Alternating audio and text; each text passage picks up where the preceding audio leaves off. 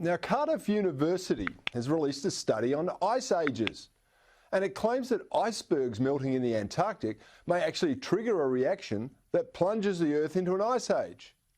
But I thought alarmists were telling us that our approach to climate was leading us into believing we're the direct cause of global warming and we're all going to boil. Well, here to set the record straight is geologist and earth scientist Ian Plimer. Ian, it's wonderful to have you on the show, and welcome back to Sky News. Before I get into this malarkey about the climate change wars and who's right, I want to ask you how you are. You've been fighting the biggest battle of your life over the last 12 or so months, and how you're coming out the other side. Well, I'm upright, I'm biped, I'm alive. I've been battling cancer for most of last year, and it never goes away, but we've got it under control, and it's a very interesting experience to go through. You know who your friends are, and my Sky friends contacted me quite often. You were one of them, Rita Panahi, Rowan Dean, Andrew Bolt, all checking in to see that I'm still alive and still fighting and still going to cause trouble. So it is an interesting and sobering experience to have, and I'll have to have maintenance all of my life, but that's the same with any machine. You've got to maintain it and give it a grease and oil every now and then. And Ian, you are a machine. I tell you, you've dismantled so much of the alarmist rhetoric in respect to climate change and all the nonsense. Your books are legendary for exposing the hypocrisy of them, and so we need you up and willing to fight, keep going.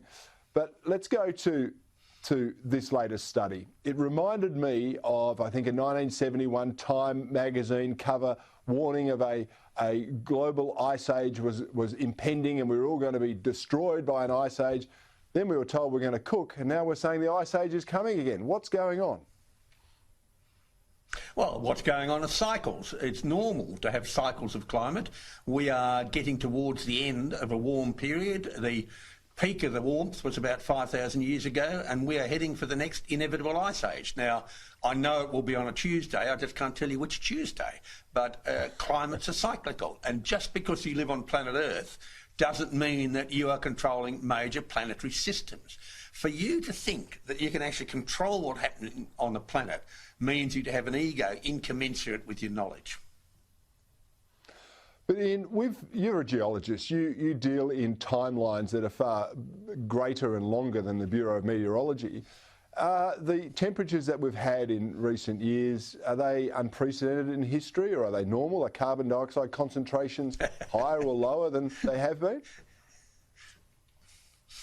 We've had 6 major ice ages, during which we've had glaciations, and that's when the ice expands, and warmer periods when the ice retreats. All of that happened before humans were on planet Earth, and every single major ice age started when we had more carbon dioxide in the atmosphere than now. To use the word unprecedented shows that you've expunged history and geology from your knowledge. And to use the word climate emergency indicates that you have absolutely no knowledge about the past. You can talk about things being unprecedented or an emergency if you totally get rid of the past. And by having at least 40 years of dumbing down our education system and having people now not taught to be critical and analytical in their thinking, not taught history, not taught planetary history, you can get away with anything. And that's what the climate alarmists are doing. And the Bureau of Meteorology is doing exactly that by using words like unprecedented. You've only got to go to their own records to show that they're telling porky pies.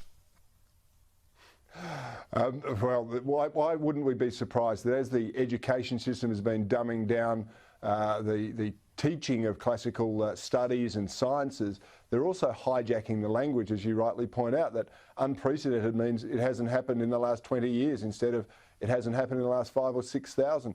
But for those of us who understand this and have been following it for a long time, it all seems very clear. But what about the people who are starting to question the link between humans and global warming? What are the claims, and are they right, or are they just merely overcooking it?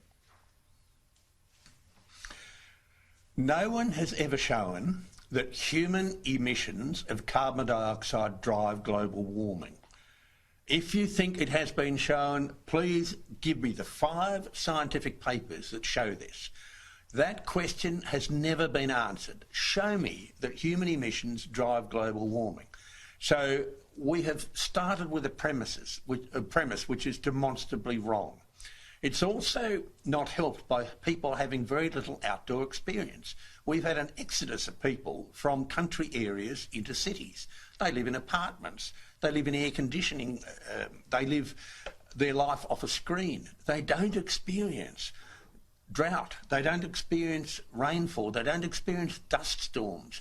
So we have a city-based population that doesn't read the scientific literature, that has had no life experience, and now telling us the Chicken Little story that the sky's falling in.